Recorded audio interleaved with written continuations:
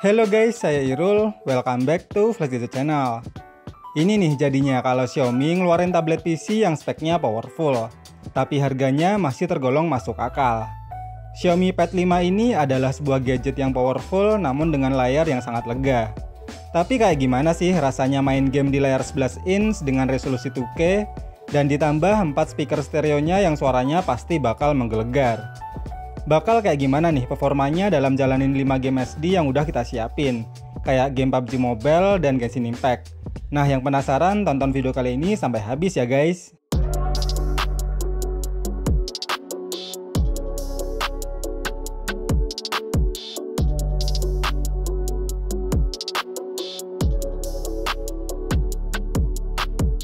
Xiaomi Pad 5 ini ditenagai chipset dari Qualcomm Snapdragon 860 yang dipadukan dengan RAM 6GB LPDDR4X dan ROM 256GB UFS 3.1. Layar 11 inch-nya memiliki resolusi 1600x2560 pixel, support HDR10, Dolby Vision, dan memiliki refresh rate 120Hz. Meski cuma pakai panel IPS LCD, tapi dengan dukungan 1 miliar warnanya, bikin kualitas layarnya tetap terasa bagus ketika dipakai buat nonton video YouTube kayak gini. Ditambah kualitas audionya yang mumpuni, dengan dukungan 4 speaker stereo yang suaranya mantep banget. Nih, coba dengerin sendiri aja ya kualitas suaranya kayak gimana. Here we go.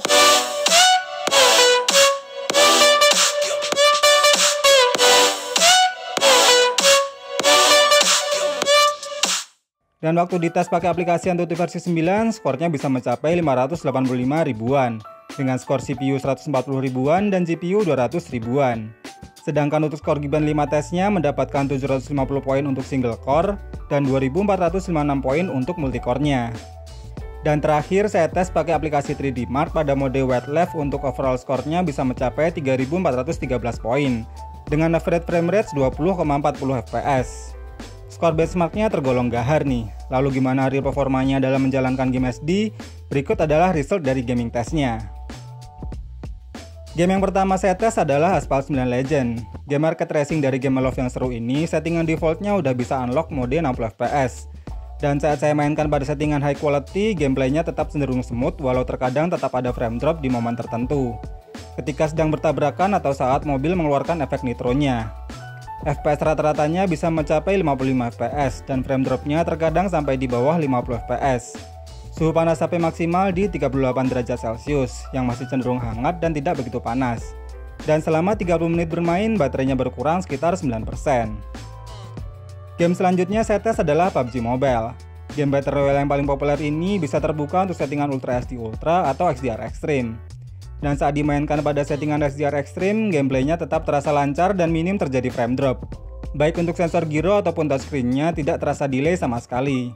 FPS rata-ratanya bisa mencapai 55 fps dan frame dropnya terkadang sampai di bawah 50 fps. Suhu panas HP maksimal di 39 derajat Celcius yang juga masih cenderung hangat dan tidak begitu panas. Dan selama 30 menit bermain, baterainya berkurang sekitar 10%. Saya coba juga buat mainin game COD Mobile. Sama kayak game PUBG, settingannya juga bisa mode rata kanan. Gameplay saat dimainkan juga terasa smooth, namun frame drop tetap kadang terasa di momen-momen tertentu.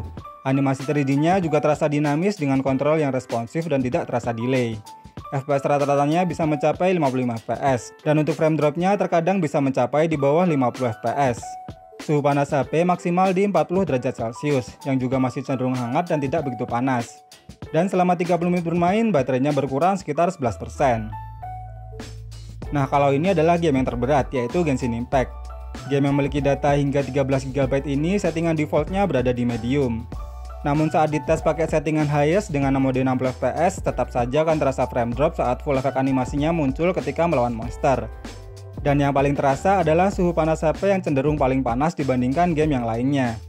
FPS rata-ratanya bisa mencapai 40 fps dan frame dropnya bisa mencapai 30-an fps.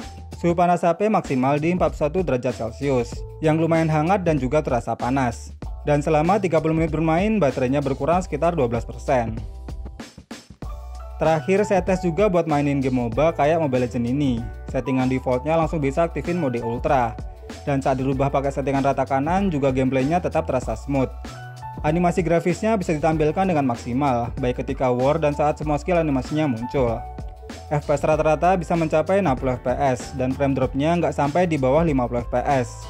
Suhu panas HP maksimal di 36 derajat Celcius yang masih cenderung adem dan cuma sedikit hangat. Dan selama 30 menit bermain, baterainya berkurang sekitar 7%.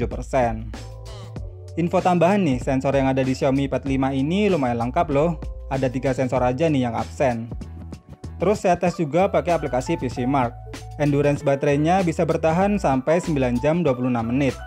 Dengan kapasitas baterai sebesar 8720 mAh yang support 33 watt fast charge, jelas sudah pas juga nih daya tahan baterainya untuk sebuah ukuran sebuah tablet PC masa kini.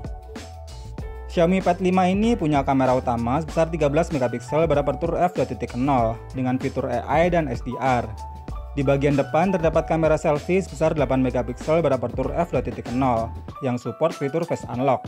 Dan kecepatan fitur Face Unlock-nya juga terasa cepat dengan tingkat akurasi yang sangat akurat. Untuk sebuah tablet bisa saya bilang kualitas kameranya termasuk bagus dan oke banget. Nih kalau nggak percaya lihat sendiri aja ya contoh hasil fotonya.